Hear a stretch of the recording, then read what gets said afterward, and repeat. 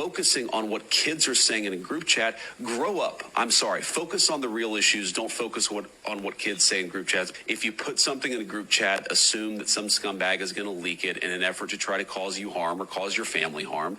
But the reality is that kids do stupid things, especially young boys. They tell edgy, offensive jokes. Like, that's what kids do. And I really don't want us to grow up in a country where a kid telling a stupid joke, telling a very offensive, stupid joke, is cause to ruin their life. Why are we giving young men, and any man for that matter, a pass for being an asshole?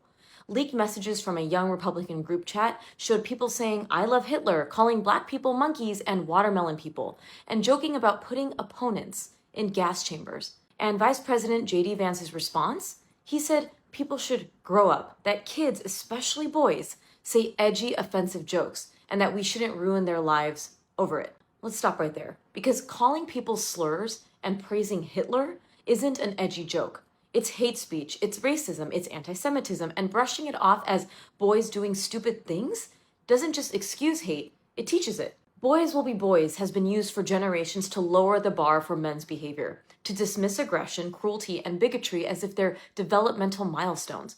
But boys aren't born cruel. They learn cruelty when we normalize it. Yes, boys tend to have higher levels of testosterone, which can make them more physically active and drawn to rough and tumble play. That's part of normal, healthy development. But biology doesn't wire boys for hate, it wires them for connection too. When adults model empathy and help them channel energy into teamwork, humor, and care, those same traits that fuel play can build strong, compassionate men.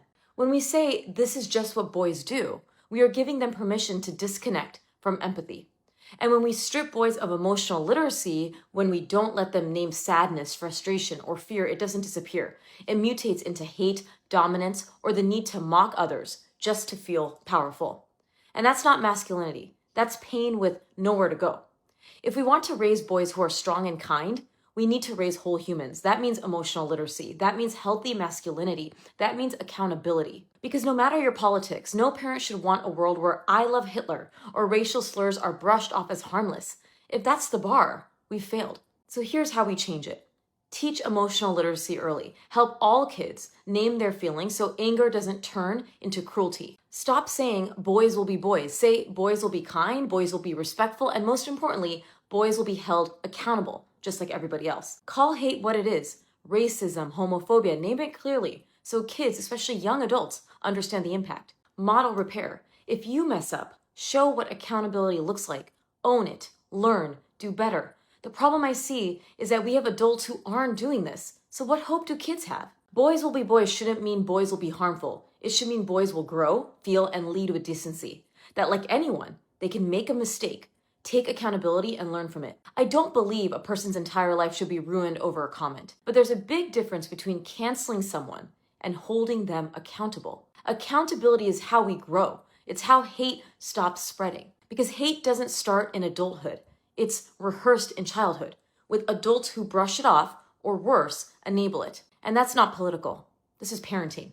And if we want to break the cycle of hate, it starts with raising boys who aren't taught to excuse it and adults who refuse to model it.